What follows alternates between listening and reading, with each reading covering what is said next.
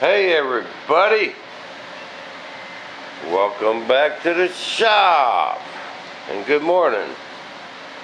Welcome to another episode how to build a 105 thunderchief. Okay, so far this morning this is what I done. The first thing I did, put on my dust mask. Yeah, I use these when I'm cutting a bunch of fiberglass. I'm cutting a little piece, I don't mess with it, but when I'm grinding like I was doing, I did.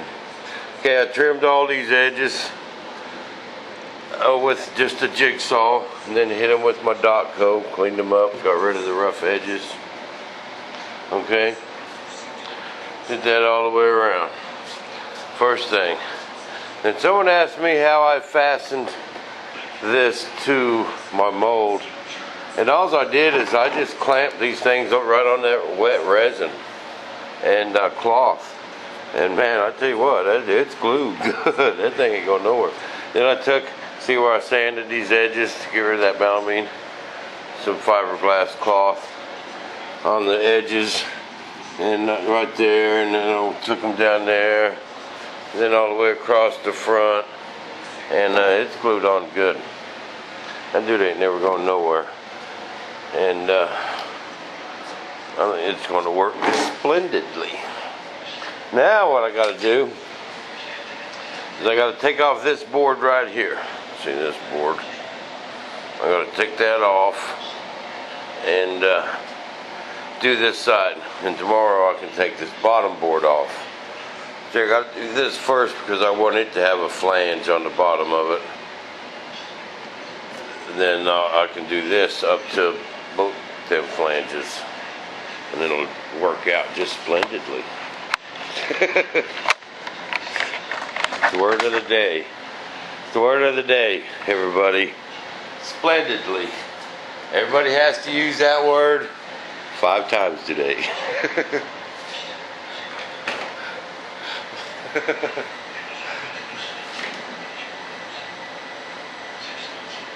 Let's start with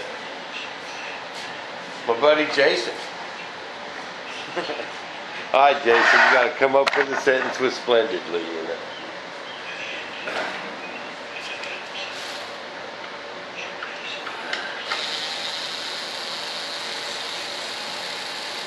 How about Carrie? Carrie's kind of mad that splendidly would come up in his conversations all day long. Okay, it was just some wood screws. I had to be real careful putting these in because I just screwed them into the back of that canopy, and I didn't want to strip them, so I kind of had to be real careful. Okay, now what I need is my multi tool and my hammer. Y'all know what the multi tool is, don't you?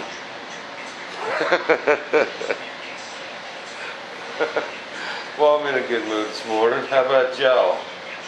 Then we gotta get it right on that crack right there.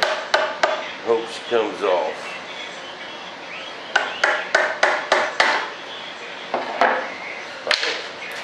Well, that just popped off there splendidly. See, I've already used 3 of mine. Ooh, and ain't that the prettiest green you ever seen? Kind of transparent. Okay, now the tricky part about using resin with no thickener.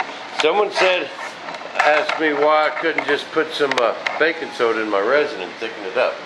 Well, people, the more you thicken your epoxy, the more brittle it gets. Okay, and in the past I've kind of had a little bit of trouble with these edges wanting to chip. Not much, just a little bits here and a little bits there, and and I don't want these molds doing that. So the more I thicken the resin, the more brittle it gets. But when you use straight resin, that stuff is hard, man, and these edges won't chip out. Okay, the downfall of using just straight resin, this stuff is going to want to ooze, man. If you're a clay job, is not perfect. Resin will ooze all in here. We really don't want that happening. Even though it's waxed and it'll pop right off, it usually creates a void behind it.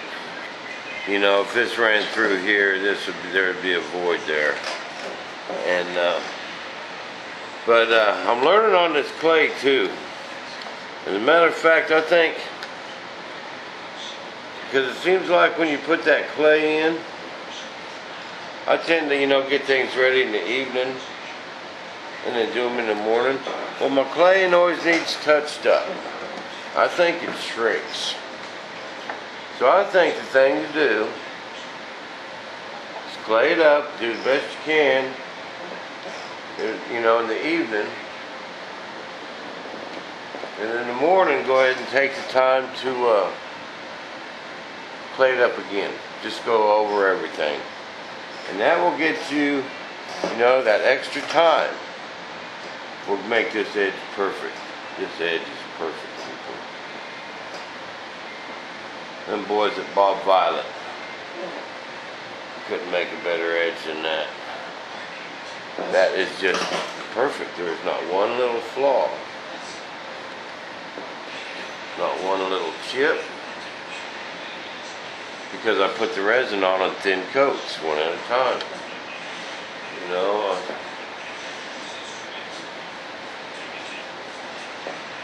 so that's the pros and cons. I think if you want the absolute perfect edge on a mold that you want to pull a lot of airplanes out of, I mean, one that'll just last for years and pull 100 planes, I think this is definitely the one to go. Now, if you just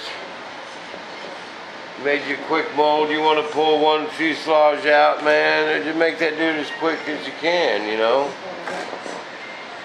But we got plans for this 105. I want to see this thing at jet meets all over the country. Wouldn't that be cool? To go to a jet meet and see a couple of your planes sitting there? That you kidding? It was like your babies, man. Running into one of your kids out on the road that you ain't seen in years, you know?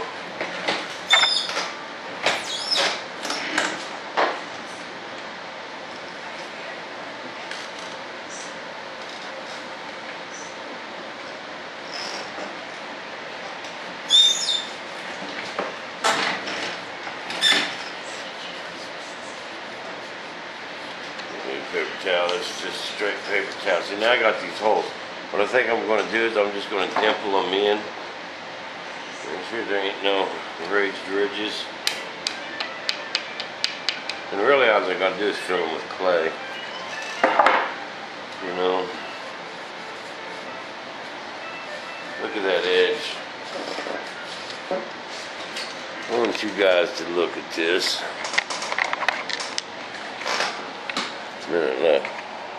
Look at this edge. See it down here? All the way around. There's a little deal right here, but that's on the inside. I can take that off. Bam. Right around that edge. That's just perfect, man. It don't get any better than that. It honestly don't.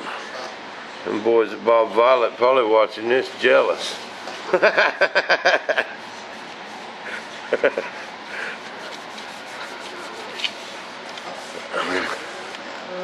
Bam. There we go. I like this resin so you can see through it too. I washed that molder release off. It'll be a little more transparent. Nice thick. See how thick that is? Where's my finger? Oh. That's 1/4 inch. That's gonna make a nice mold. Okay, everybody. I'll tune in a little bit when I start making this side right here and make y'all another video. So we'll see you guys back in the shop.